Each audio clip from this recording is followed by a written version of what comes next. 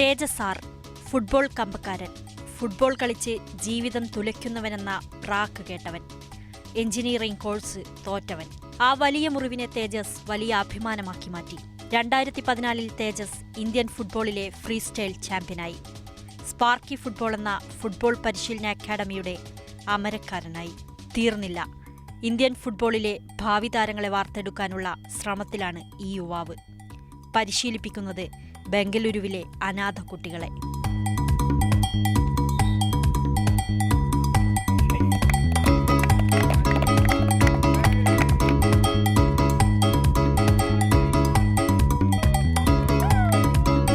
Free style ഫുട്ബോളിന്റെ ട്രാക്കും ട്രിക്സും പറഞ്ഞ് പരിശീലിപ്പിക്കുകയാണ് തേജസ്.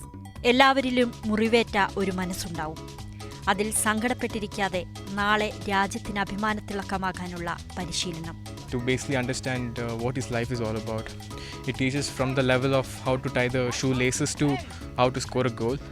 So, the mission of Sparky Football is to build India's best under-19 team from the underprivileged kids. That's the mission.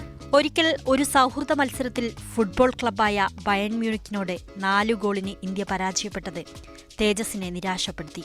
Club football, European football ശൈലികളും Indian ശൈലിയും തമ്മിലുള്ള വ്യത്യാസം പഠിക്കാനായി പിന്നീടുള്ള ശ്രമം. അങ്ങനെ ഫ്രീ സ്റ്റൈൽ ട്രിക്കുകൾ പഠിച്ച് തേജസ് എത്തി. എഞ്ചിനീയറിംഗ് തോറ്റവൻ അങ്ങനെ രാജ്യത്തെ വിവിധ അക്കാദമികളിലും സർവകലാശാലകളിലും കോച്ചായി. ഒപ്പം ജീവകാരുണ്യ പ്രവർത്തനമെന്ന നിലയിൽ ഈ അനാഥ ബാല്യങ്ങളെ മികച്ച രീതിയിൽ പരിശീലിപ്പിക്കുന്നു.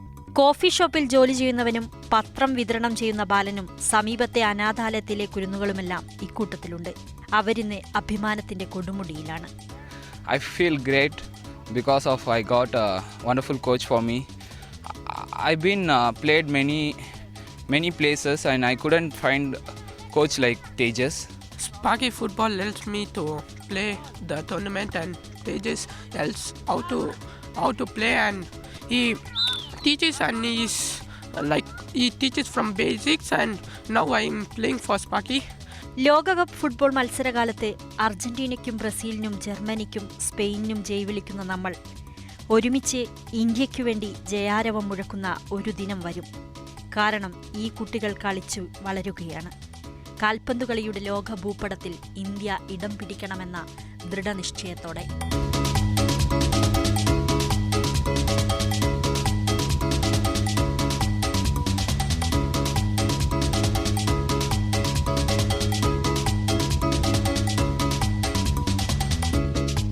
വിനോദ് മൊറാഴയ്ക്കൊപ്പം നദീർ അജ്മൽ, മാതൃഭൂമി ന്യൂസ്, ബംഗളൂരു.